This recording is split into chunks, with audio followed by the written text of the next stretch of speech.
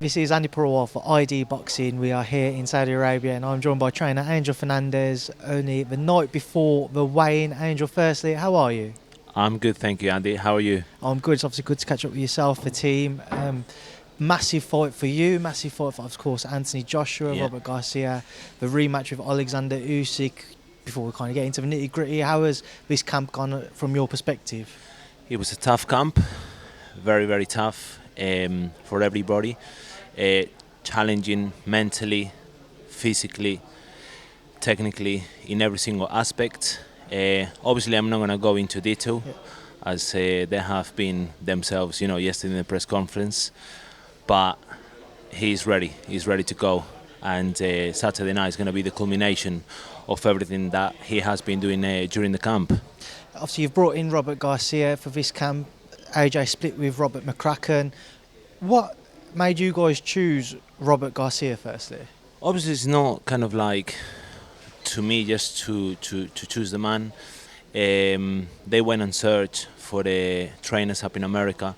I had a good chat with all of them. I gave my view on every single one, and obviously with Robert, I was the one I was more close to. I like what he was bringing to the table. Always the language as well. Great trainer. Great champion himself, and I see for me, to be in his position in a few years to come. I saw Anthony gave an interview earlier in this week where he said he asked you to choose who to bring in, who to work with, because he wanted to make sure you was comfortable with them. It's obviously a massive decision for him to make as to who will be a new trainer to work with. So was you surprised that he asked you to kind of have that definitive answer as opposed to him just saying, no, I want to work with this guy? Obviously, is how you say, like a bit pressure, when he's kind of like put that believe in me as a young coach. But listen, I'm here, and as already said from day one, I will do everything I can, to make this win. There's been a lot of talk about AJ's mentality heading into this fight as to whether or not he's going to be kind of strong enough to bounce back from the defeat, and if maybe when Usyk lands on him the first time, if it might just kind of take him back to the first fight. What's his mood been like through camp? Have you seen him kind of be able to push through that? His mentality is in the right place. I think he's peaking slowly, and Saturday night you guys will see that. We challenge him in so many different ways.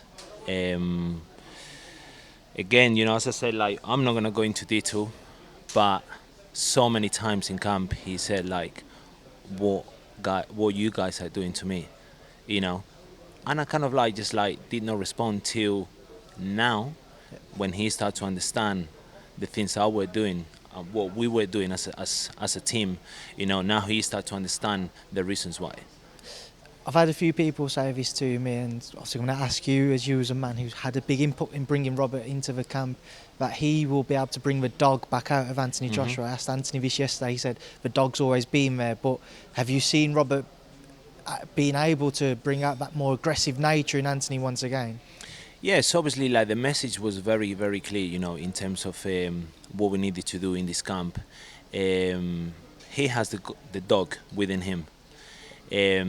Robert Garcia brings that aggressiveness, I bring that as well. And the good thing is, like, you have two coaches bringing the same thing, which is that's the most important thing, that both of us, regardless of what we're saying, at the end of the day, the message is exactly the same. So, yes, the answer is yes to that. How much do you feel everybody's learnt from the first fight? A lot. What's been the main thing that you feel you've learnt as a team there? Obviously, it's kind of like a new team. A lot of people kind of like doubt us, so it's a new team, it's this and that. But as you can see, the team is so united. There is conversations every day of how can we improve the next day, how can we make that 1% the next day. Several conversations is past one day. Let's review it.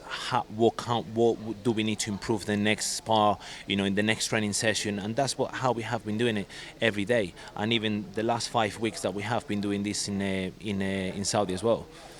the word aggression has been used a lot in the build-up to this fight from other people as to what AJ needs to be in this rematch. It's a lot easier said than done to be aggressive against somebody like Alexander Usyk, Angel. But what does that AJ have to do to be successful to reclaim that unified crown? He knows what he has to do. And in terms of like, one thing I have to kind of like make a point is like, I think everyone is making of Usyk some form of alien that is unbeatable. At the end of the day, he's a human being. He's been calling like, Anthony, I'm coming for you, and all that stuff, and even like Derek that is up there. Why did he run for 6 rounds against Derek Chisora? Why didn't he start and trade in the center of the ring? So sometimes I kind of like these questions, you know, and I think we need to question him that as well, because he's a real fighter. Don't get me wrong. He's a great fighter, great champion.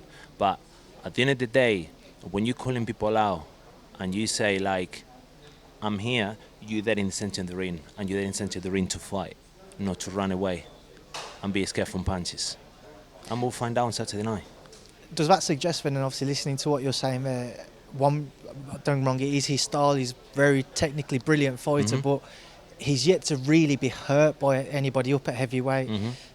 Does that kind of show you guys that from what you saw from a Chisora fight, there is a way to be successful there from being maybe a bit more aggressive? Of course, not just like from the Chisora fight, just like since the amateurs, you know. So all throughout, you just have to see the fights that when he won, why did he win them fights? The times that he got hurt, why did he got hurt? So you have to pick a few things from his best performances, and also from when he didn't get a good performance, but at the same time he still be winning that. So you have to take a bit of every single fighter, you know, and just like bring it into camp and, you know, just go with it. I've seen people talk about how much credit Anthony Joshua maybe hasn't had throughout his career so far. If he was to be successful on Saturday night, he becomes unified champion once again, Angel. What type of recognition do you feel he deserves? He'll get the recognition that he deserves, you know, because as he said previously, he brought like the heavyweight division up to a level that Great Britain didn't have for a very, very long time. And I think people should respect the man, you know, for the fighters and the champions that he has faced in the past. The pressure has been with him since day one, since he won that gold medal. The pressure has been on him. So I think Saturday night people are going to see something very different. I did a very in-depth interview with Matthew Macklin earlier this week talking about this fight and tried to draw comparisons between when he fought Sergio Martinez and obviously AJ and Usyk just because of a southpaw stance. And he said kind of one of the biggest things with fighting Sergio was it can be mentally draining on you because you're always trying to second guess what your opponent is doing. Obviously in AJ's case doing that with Usyk. Why did he opt to box in that manner in the first fight, and how much does he regret? I know it's easy to say now, but how much of a regret is it that he did decide to do so? It's not kind of like a regret. I think it's more of like a learning curve. And I think like he learned a lot on that fight, as well as the whole team.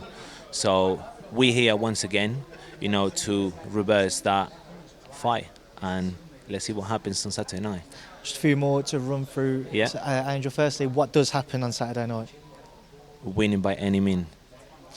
And also just a word on Frazer Clarke, obviously going to be out on September 3rd. How's he looking? He's looking good. You know, obviously the last fight was a bit more concerned because of the injury that he had in the hand. But I look forward to come back, you know, just like to Loughborough, you know, see the boys back again, you know, get back into that routine, into training, and let's see what the future, you know, holds for Kieran Molloy and to Richard Riakporhe and also to Frazer Clarke. What is the latest with Richard?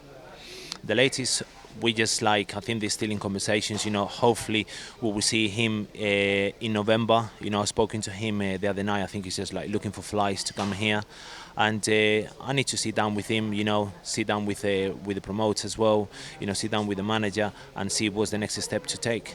I'm sure you would have seen the Chris Billam-Smith and Isaac Chamberlain fight. Do you feel that could be something which could happen next year, the rematch between Richard and Chris Billam-Smith? Yeah, of course. I don't see why not, you know. I mean, if Chris Billam-Smith goes and fight, you know, for the IBF, and we put ourselves into a position to get into that fight, I will be more than happy to take that rematch. Right, Angel, I appreciate your time now. I'll leave you to enjoy the Thank rest you of so your much, evening. Andy. Thank you for speaking to me in ID Boxing. Thank you, my man.